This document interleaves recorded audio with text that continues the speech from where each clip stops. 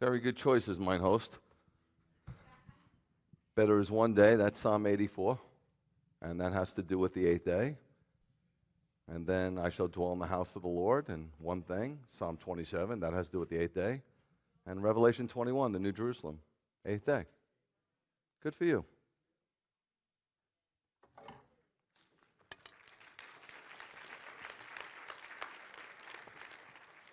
Okay, whenever I go to a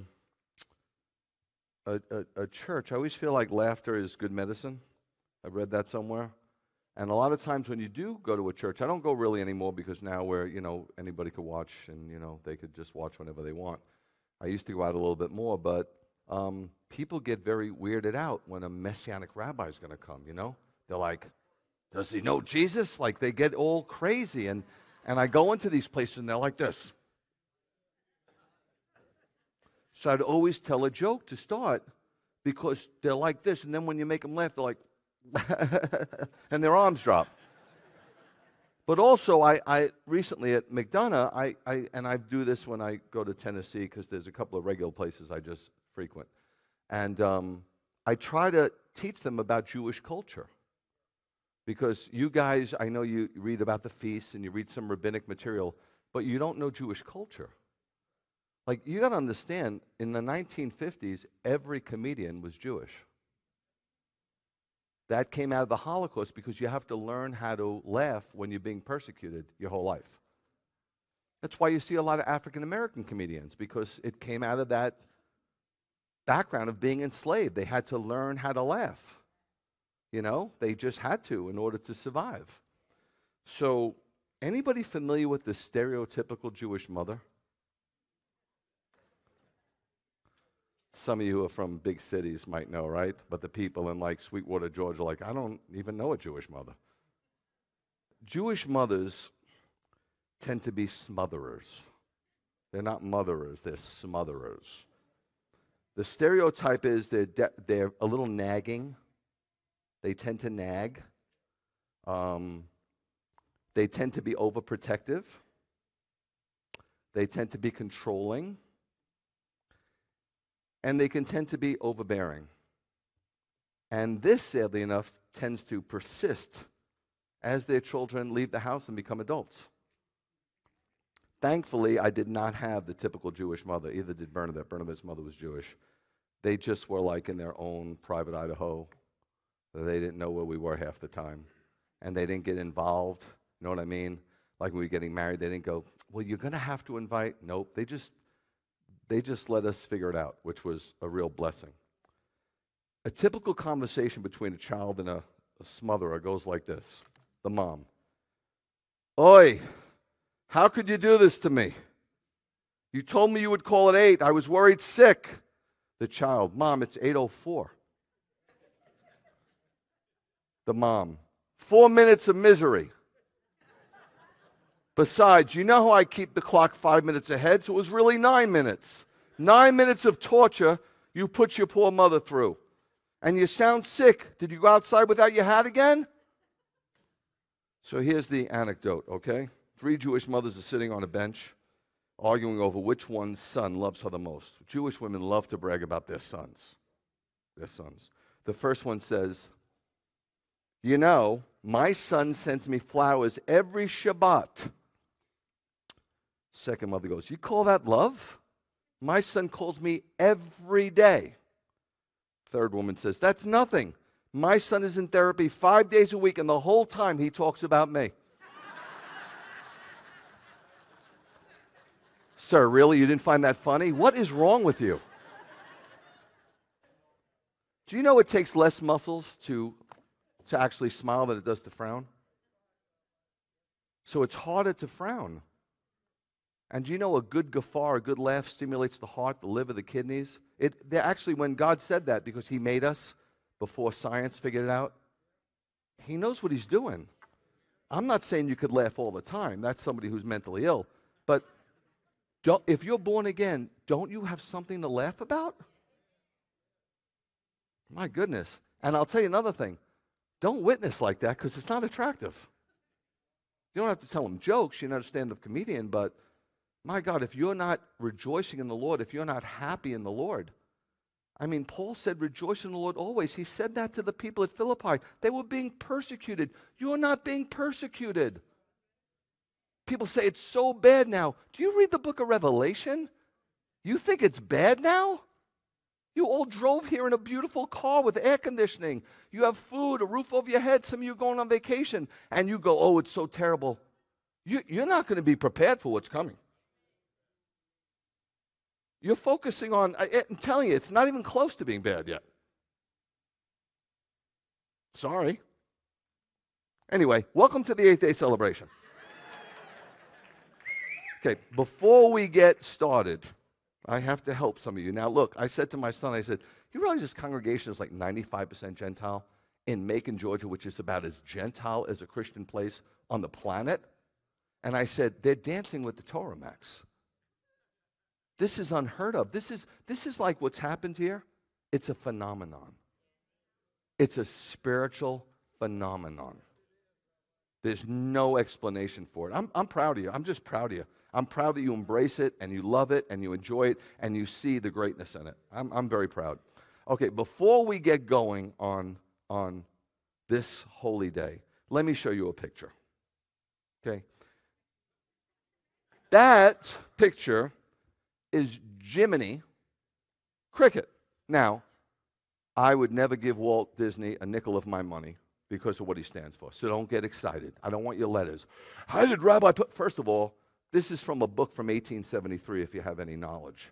Okay? And it's also back in 1943, maybe 45, when he was created. That was way before, like, Disney's grandchildren went rogue. Okay? It's not the Disney that it is today. With that being said, Jiminy Cricket was developed to be your conscience. Now, either Walt Disney was inebriated or he was on hallucinogenics. Because maybe that's why people don't listen, because their conscience is a cricket. Who's going to listen to a cricket? But anyway, that's Jiminy. Let me show you the next slide. It's not Shemini. So many of you go, Shemini, Rabbi, and then the second word you just totally butcher. Shemini. It's not Shemini. It's Shemini. Put this last slide up. Okay? You see the difference? Jiminy, Shemini. One's a cricket, one's a holy day. Okay? Did we get that out of the way? Fantastic. Now, nobody knows what this holiday is in Judaism. It's like kind of like Goofy. You know what I mean? Donald's a duck, Mickey's a mouse. What is Goofy? He's like a man with a dog head. Nobody knows who he is. I'm not saying the holiday's goofy. I'm saying that nobody in Judaism really explains it. So what did? They created Simchat Torah. They created a holiday. It's on the Bible. Let's celebrate the joy of the Torah. Let's dance with the Torah. And we'll do that, and then we'll read the last verse in Deuteronomy. We'll read the first verse in Genesis to tell everybody that the word never ends. It's good. It's nice. You could dance with the Torah. But while you're dancing with the Torah, I'm dancing with Yeshua. Why don't we go to the Scriptures and see what it says about this 8th day, okay? We have to go to Leviticus 23. Obviously, you know that. Verses 33 to 36. This is what it says. You can read along on the screens. Adonai said to Moshe, and if you have your Bibles, it's better to read your Bibles. It's scientifically proven that you'll get much more out of reading a book or a newspaper than you were reading your iPad or your computer or your phone. It's not great. You should not be reading your scriptures on a device. You should be reading them in a Bible. Trust me, do the research. You'll find out you will get so much more out of it. You're doing yourself a disservice. Adonai said to Moshe, tell the people of Israel, on the 15th day of the 7th month, that's the month of Tishrei, that's the month we're in, is the feast of Sukkot for 7 days to Adonai. How many days is the feast of Sukkot? 7. Right? It's irrefutable. Some people go, well, the 8th day is part of Sukkot. Is it? Doesn't say that. It doesn't say that. On the first day of Sukkot, there is to be a holy convocation, which we had last week, correct? On Monday. Do not do any kind of ordinary work, all right? That doesn't mean you can't walk and you can't garden and you can't cook. Don't get silly. Please. God, please, it's heartbreaking. For 7 days you ought to bring an offering made by fire. If it doesn't cost you nothing, it ain't worth nothing. On the 8th day, this is after Sukkot. Sukkot is for 7 days. So Sukkot's over. Sukkot was over last night. Okay? Sukkot's not today. Sorry if that's what you've been taught. Sorry if that's what you read. I don't know why you read that. I don't know why you read into this. It's very clear. It says on the 8th day, once Sukkot's over, this other day, this new day, if you will, you ought to have a holy convocation, which we're having, right? It's the 22nd of Tishrei, October 17th. Here we are. And bring an offering made by fire. Obviously, we don't sacrifice animals anymore because the sacrificial system is history, so you brought an offering. It is day of public assembly. Public assembly. Public assembly. You have assembled publicly. Do not do any kind of work. Okay, so we've answered that. This is what now, forgive me, I don't like quoting from the Talmud at all. Okay? The Talmud is 6,200 pages, 63 tractates. You have enough information in here to keep you busy. Okay? Can you glean? I'm just going to quote something from the Talmud. The Talmud is broken down into categories. So Sukkot has its own category. The feast has its own category. That's what they did. They took sections out of the Torah and they put them together in categories, and then they explained them. The Mishnah and the Gemara. Now, some of their explanations are beautiful. Some of their explanations are whack. And you have, again, let me repeat, you have enough to deal with in here. I can tell you this, when you get this right, move on to the Talmud. And stay away from Kabbalah. Stay away like the plague. It will screw you up. It's like a Jewish Ouija board. I mean, come on, Madonna was into the Kabbalah. Is that not enough for you? Okay, I'm going to read to you from Sukkot 5:1 of the Talmud, Mishnah. Quote, he who has never seen this ceremony, talking about this today, has never seen true joy. There were 4 golden menorahs with 4 golden bowls at the top of each, and 4 ladders, each leading to a bowl. 4 strong young priests would climb up with pitchers, because holding 9 liters, they had to be strong guys, of oil, which they would pour into the bowls. There was not a courtyard in Jerusalem that was not lit up by the light. So this isn't focusing on rain, like Sukkot was. This is focusing on light. The 8th day is focusing on light. It's all about light. Okay? Things grow, they need water, but what else do they need? You got it. Pious men, these are men that are close to God, would dance around the menorahs with lit torches. So the menorahs are lit up, the torch lit up, the whole place is lit up. Singing songs of praise while the Levites played harps, stringed instruments, cymbals, trumpets, and innumerable other musical instruments. It was the party of all parties. That's why I came in here to party. Now, in order for us to, I think, understand this, or try to understand this, I'm just with you trying to understand it. I've been meditating on this stuff for 33 years. You know, when I was a traditional Jew, I didn't meditate on it because we just did it. There was no questions to be asked. Who cares what it is? I'm a Jew, so I'll just do it. But now, as a Messianic Jew, I think there's something deeper to it, so I want to understand it. So you might have a better understanding than me. You might disagree with my understanding. Look, I've always told you this. You have a right to be wrong, okay? Make no mistake. In order for us to understand this, we have to go to the very beginning. We have to go back to the beginning. So let's look at Genesis 1 through 3. In the beginning, God. Let me just say this, okay, guys? If you could believe those 4 words, you could believe the rest of it. If you can't believe those 4 words, you can't believe nothing. Ex nihilo. He made this all out of nothing. Where was he? Go figure it out. In the beginning, God created the heavens and the earth. Outer space, the sky, the stellar heavens. The earth was unformed and void. Okay, it wasn't chaotic. It was unformed and void. It was void of light. There was no light. Darkness was on the face of the deep, just in case we didn't look up the word void in Hebrew.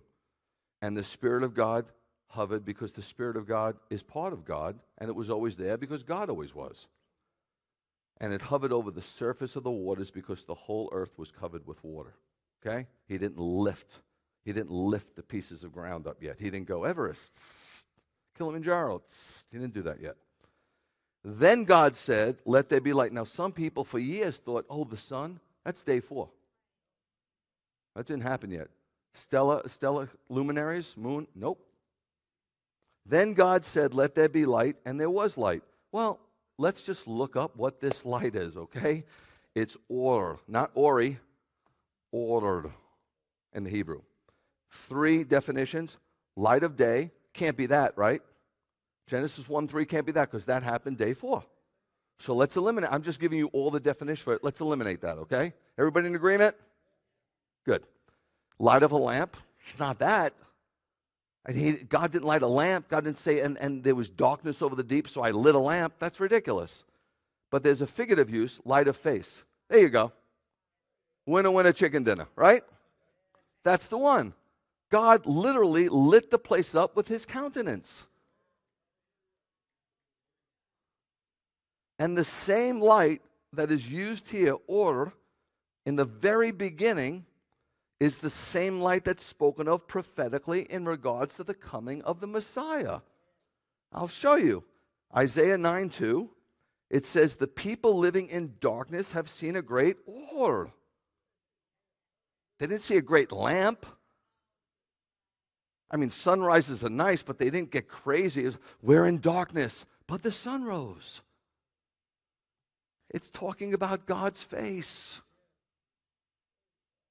They've seen a great orb upon those living in the land that lies in the shadow of death, Psalm 23, or light has dawned.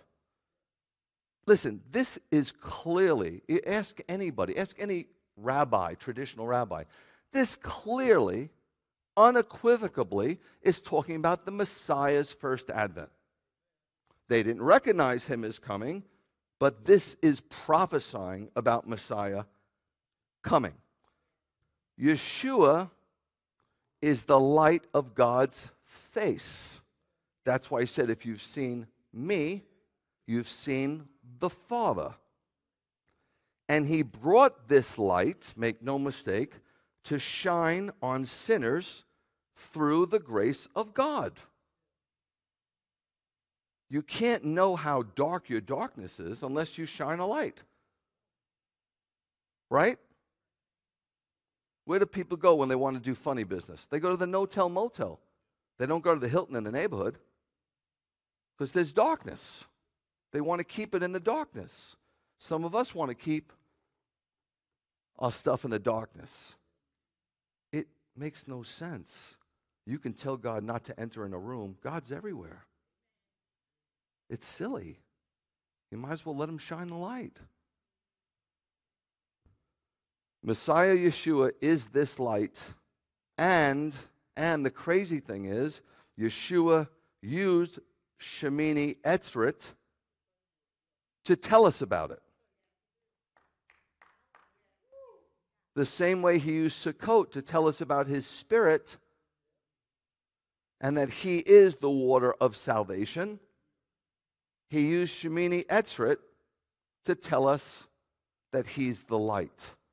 Let me show you the end of chapter 7 of John, verse 53, and then there's 8:1 and 8:2. They just broke the chapters up for teaching purposes. They did, I think, a really good job, all things considered. But let's make believe it's not broken up, okay? The end of 7 ends Sukkot, the 7 days, okay? You following me? I don't mean to be disrespectful. Bernadette sometimes says, you always say you're following me. Well, a teacher wants to make sure you understand before they go on. I'm not being mean. If you're not following me, I'll stop and we'll go back and explain it. This is a school. This isn't a rah-rah sis boom bah. So this is the end of the 7 days, right? Sukkot's over. So they all left, all the people. Who are the people? All these Jewish people that were in Jerusalem because they had to go and celebrate the festival of Sukkot. Now it's over. Okay, forget about the end of John 7. It's over. And they all went home. It's over. But Yeshua didn't go back to the Galilee. He went to the Mount of Olives, his spot to get tanked up. He had poured himself out. He was done. Totally divine, but totally human being. He's poured out. He's hungry. He cries. You feel me? So now he's going off to the Mount of Olives, his spot, to get tanked up. He gets tanked up, and it says, at daybreak. What do we know about if this ended and they all went home at the end of Sukkot, the 7 days? What day is this? Yeah. Now I know you might say, oh, Rabbi, when I was in the church, who cares it's the 8th day? I think you should care.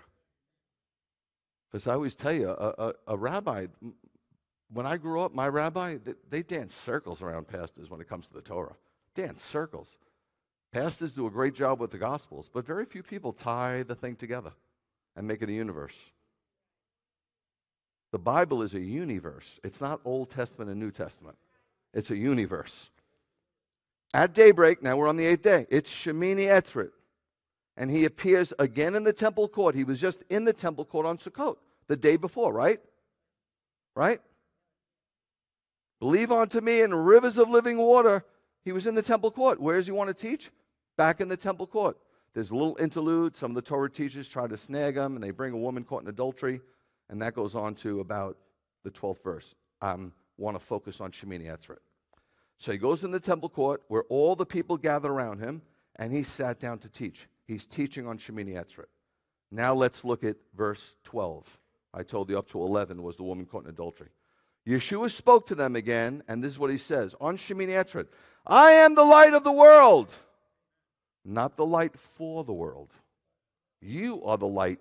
You're not the light of the world. Don't claim that. I know, oh, Rabbi, you're splitting hairs. No, I'm not. The New World Translation, the Jehovah's Witnesses, they weren't splitting hairs when they said in the beginning was the Word, and the Word was with God, and the Word was a God. One letter screwed everything up. I'm not going to let you get away with it. You're not the light of the world. Yeshua is the light of the world. You're supposed to reflect him like the moon reflects the sun, and then you become the light for the world, because the light of the world has left the building. So do you see why it's imperative that you shine your light and don't hide it under a bushel basket? Because if you don't shine the light, who will? If you don't turn off the darkness, who will? Stop hiding. Stop hiding. You're still like in COVID. Stop it. Home gyms, home theaters, home school. Man, get out. Yeshua spoke to them again. I am the light of the world. Whoever follows me will never walk in darkness, but will have the light, which gives life. You follow? He's just trying to light you up. And you know what? With Yeshua, there ain't no dimmer switch.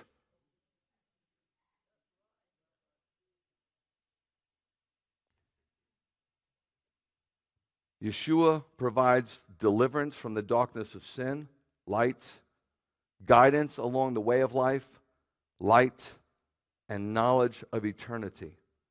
It's like when he meets you, he's not shining a flashlight. He is the light. He is the light. And he's saying, come out.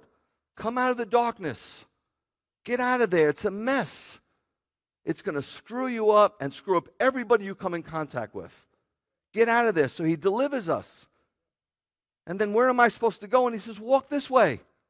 You just got to follow him. Why are you making it so difficult? See, some of you want to lead. That's your problem. You lead in business. You can't lead Yeshua, man. You might be able to lead your little employees and boss them around. You ain't bossing around the boss. He's the boss of all bosses. You just got to follow him. And then, like, where are we going? And he's like, infinite and beyond. You're like, are you Buzz Lightyear? No, he's not Buzz Lightyear. He's Emmanuel. God with us. And once he delivers you, and once you do your best to walk the way he wants, and nobody does it 100%, I'm here to tell you, I am confident of one thing, that the work he started, he will complete. See, you're thinking, I got to complete it. You're thinking wrong. You're giving yourself way too much credit. Don't you understand? You were saved by grace. You're sanctified by grace. That voice that says don't do that, that's not your voice. That's not Jiminy Cricket. That's the Holy Spirit. So you're sanctified legitimately by grace. And how are you going to get a glorified body? You think you're going to do that? Guys, this is the problem when people come into the Messianic movement. All of a sudden, they get a little full of themselves.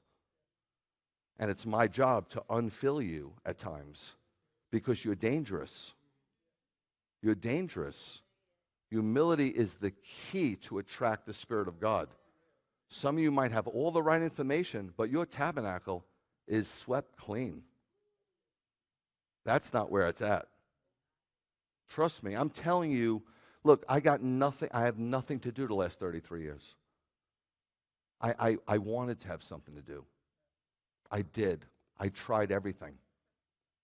If you name anything there is to try, and I mean any sport, anything, any hobby, tried golfing. After one hole, I threw the club. I was out. Got a motorcycle, almost killed myself.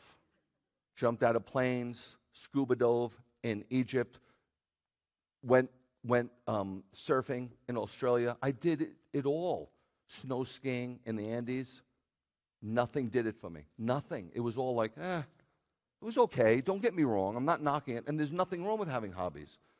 But my only hobby has been just to hang out with God. And so I know it sounds arrogant. I'm trying to help you. If it's not helping, don't worry about it. I'm just trying. I'm just trying.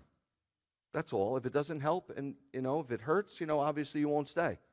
I get it. A lot of people leave. More people leave than stay. What can I tell you? I'm not trying to keep anybody. I'm just trying to do my best. This is all I got going on. I got nothing else to offer. You're welcome, dearest. Listen, there wasn't just a prophetic message in Isaiah 9 about the first coming. There was a prophetic message in Isaiah about the second coming. Look at Isaiah 60, verse 1. Arise, shine, Jerusalem, for your light has come. This isn't the first advent.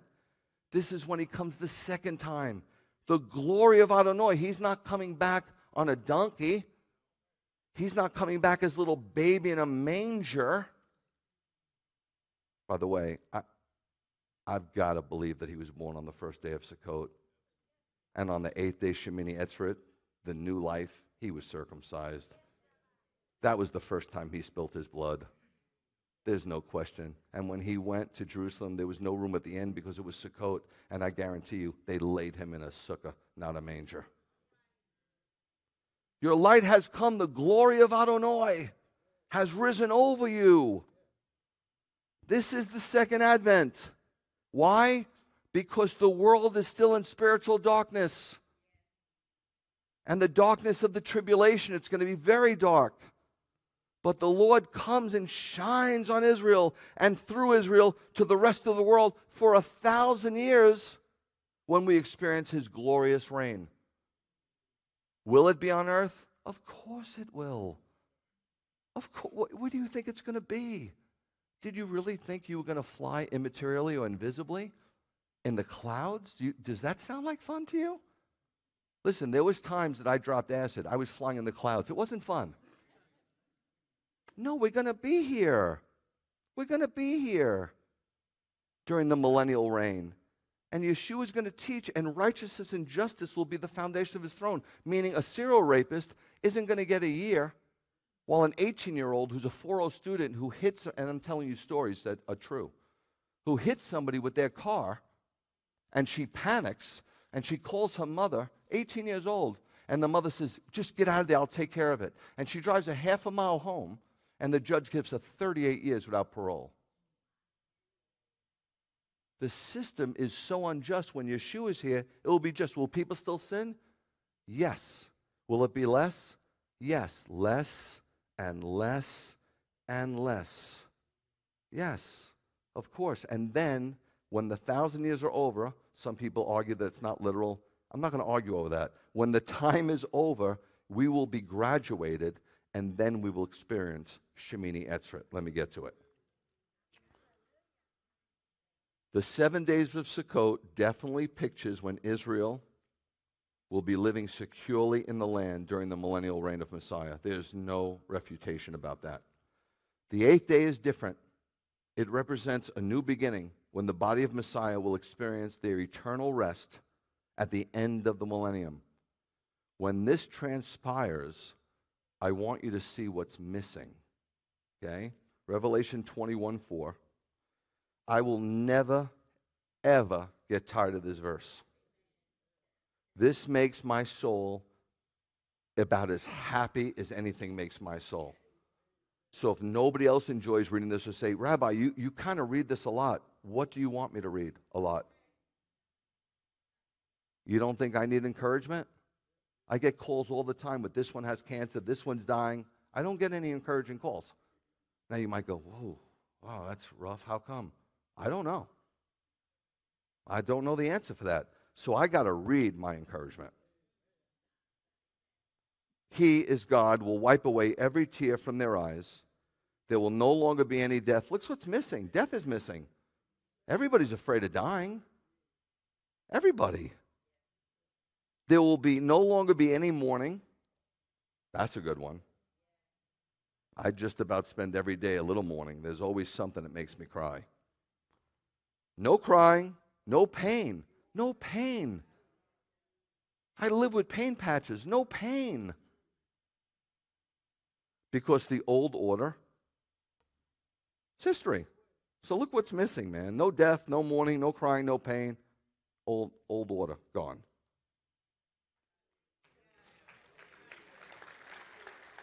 That's the 8th day. Look what else is missing. Revelation 21:23. The city has no need for the sun or the moon to shine on it. What? God's with us, legit, Emmanuel. He's going to be there. Because God, when God's there, His Shekinah is there. His glory. And that glory is so glorious, it gives us light. And its lamp, He's going to shine through Yeshua. Again, the light of God's face. Nothing's changed.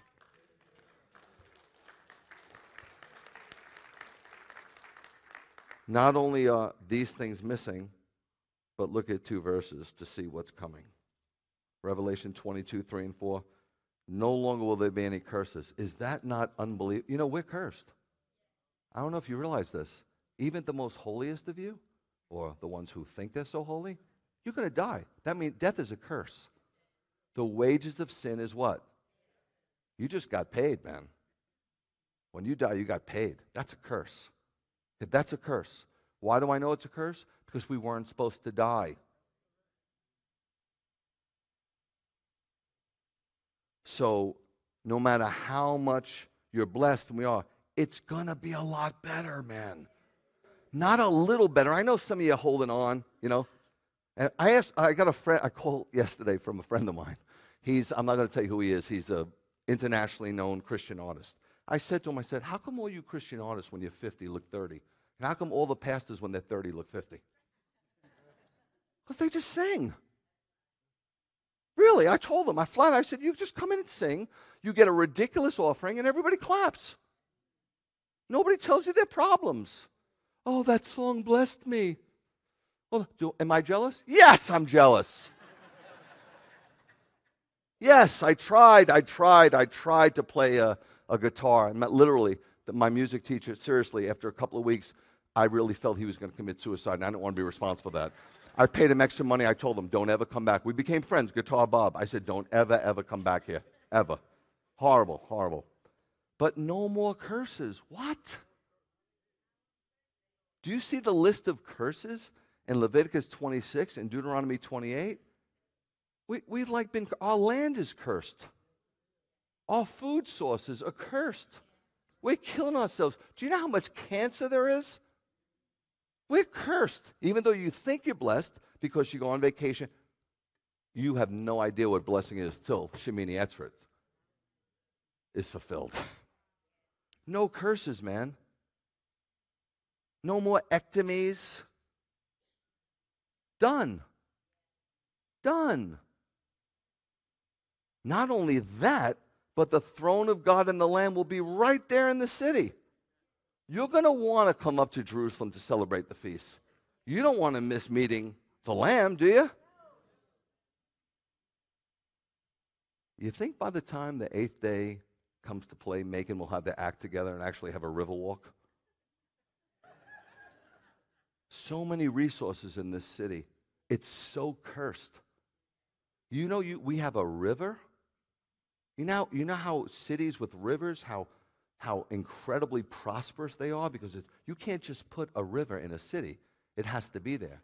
Do you know we don't have one highway going through? We have two. Do you know we have a local airport that does nothing and it could land a 747? Do you know we have a downtown that's second to none? It's cursed.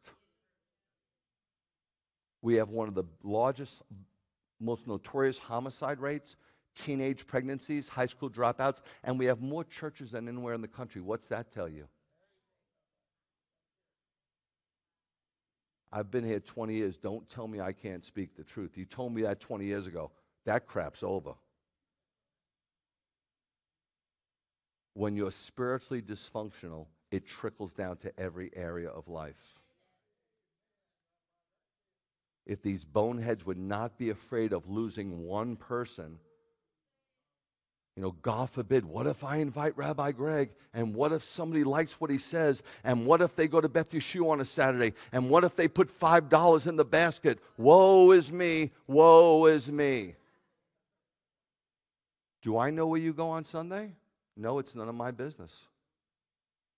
All of you could be going to a church, and if you told me and said, Rabbi, I go to this church on Sunday, I'm blessed, I'm happy for you.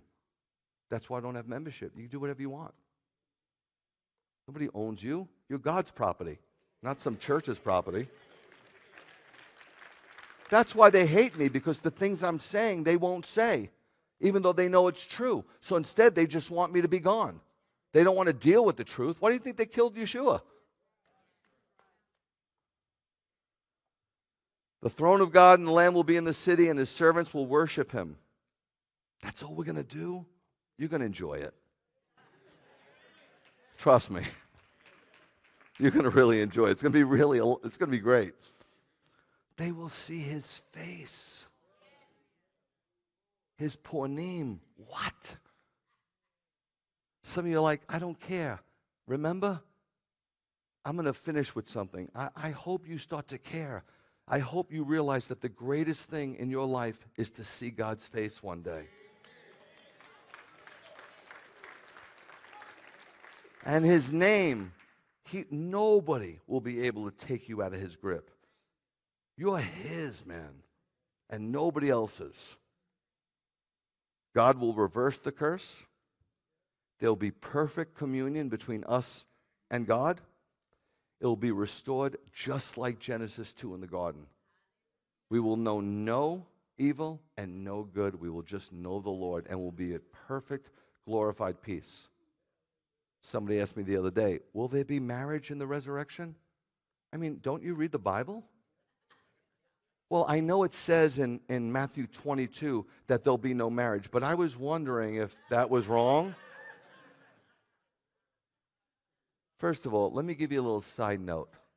Thankfully, Bernadette's not here. It says there will be complete joy. How the heck is there going to be marriage?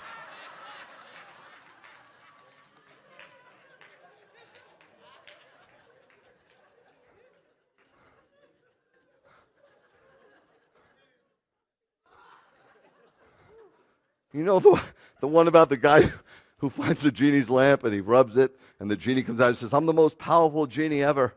Your wish is my command. And he goes, I would really like to visit my relatives in Europe, but I am so afraid to fly.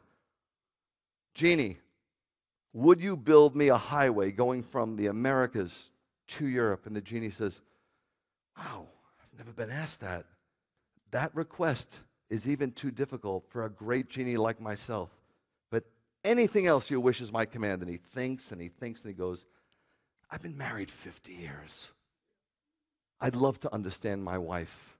And the genie goes, you want a 3 or a 4-lane highway going?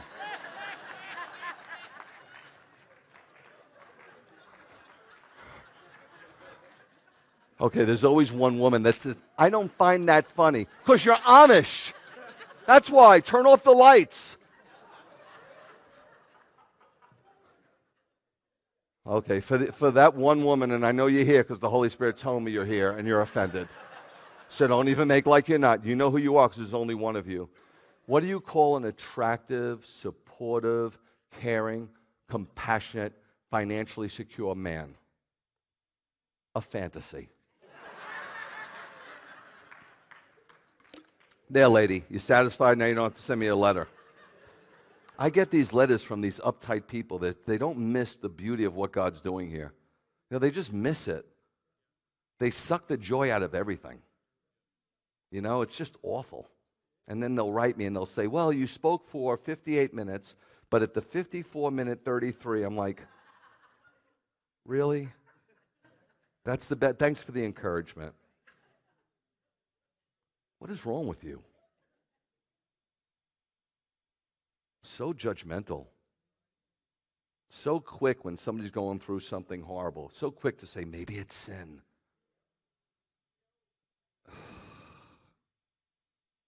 The fourth stooge. Oh my God. Okay, let me move on because it's supposed to be a party. Forgive me. I know not what I do. The Lord will look upon us at this point with complete joy and total satisfaction. There's not a person in here that feels all the time that God is satisfied with them. Correct? Correct? Can you imagine when you're going to feel that God is totally satisfied with you? There's not an issue. I live in guilt. Listen, I know some of you are recovering Catholics. You think you know guilt? You don't know guilt. Orthodox Jews know guilt. It was thrown at us all the time. So I kind of live in it. No matter what, I'll go home and the enemy will say to me, you know, you shouldn't have said. And then even if I don't need a letter, even if I said everything like right and one thing was a little off, he will hit me and then I'm just incapacitated, feeling like I ruined everybody's life.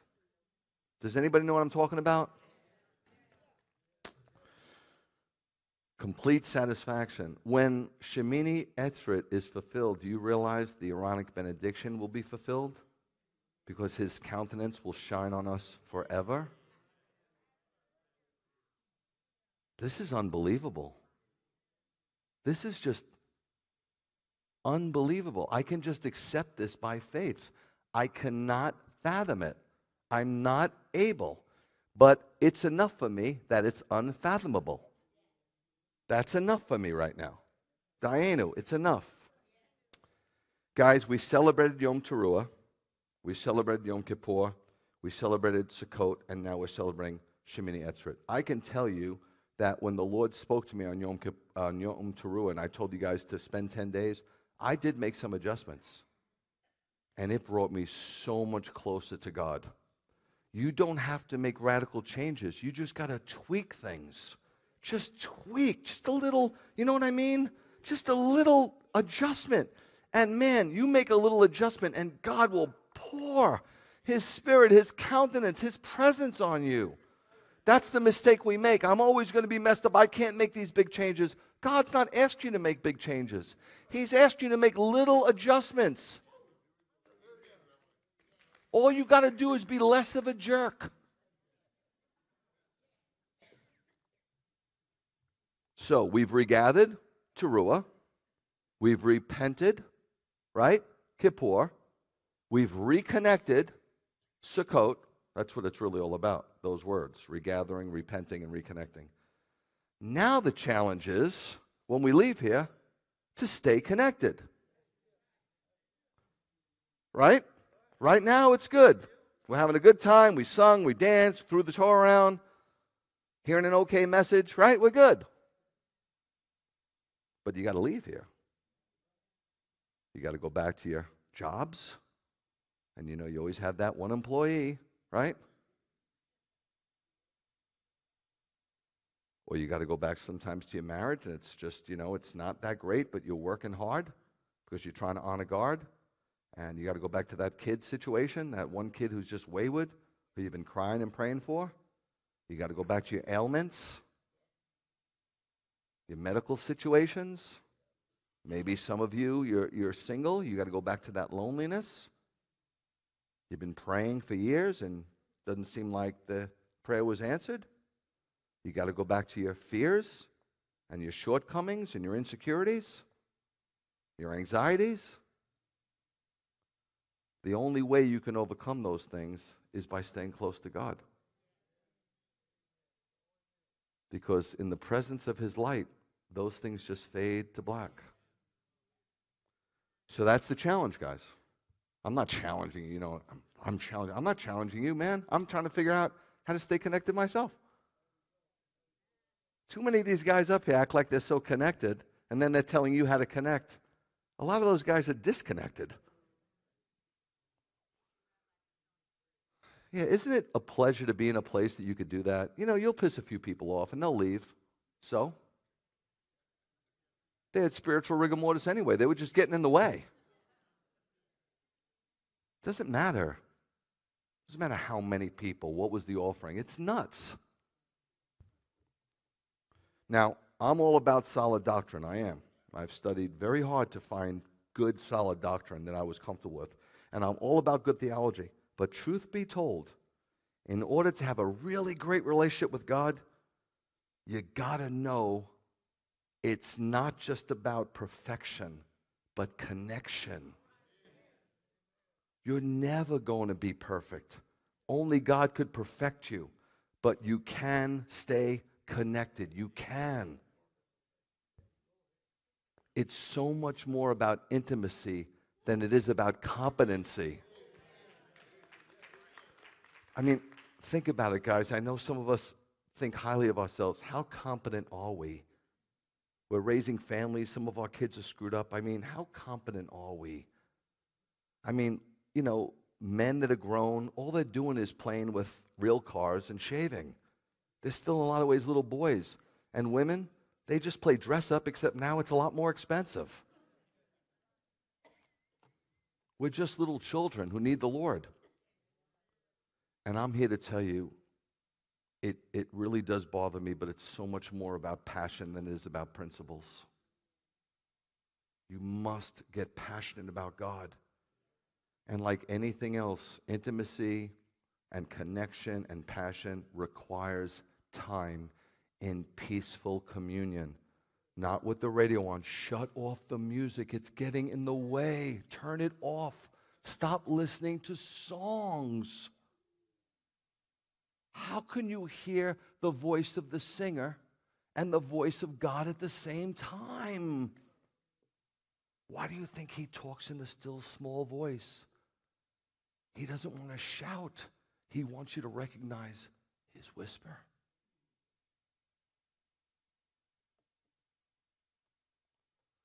So if you want a close walk with the Lord going forward, you're going to have to carve out time to commune with Him. And that time should be sort of made daily. And it's going to have to become somewhat of a routine. Because then today will become tomorrow. And tomorrow will become the next day. And sooner or later, that grip is going to just loosen up. And before you know it, God's moving because He was on the move. And you're like, where are you? And He's like, where are you? By the way, it's much easier to spend time with someone you love than someone you don't. Everybody loves to hang around people that love them.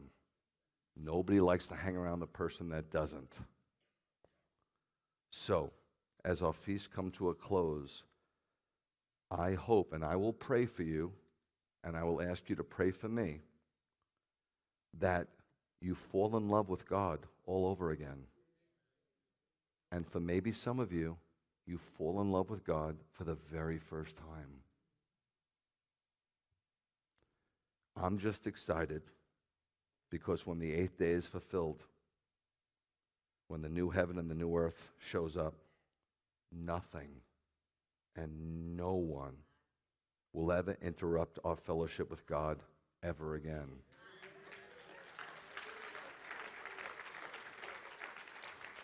We were taught when we were young in rabbinic literature that the 8th day is like this. They said it's like a host who has a party for 7 days. Sukkot. And then when the party's over, everybody goes home. But the host stays. And he just adds another day on because he just wants to hang out with the people at the party another day. Don't just go home today and wait for the spring feast. Stay connected. Know this, now is good. You're saved. It is good. The millennium is better. The 8th day is the best. Chag Sameach. Let's stand together.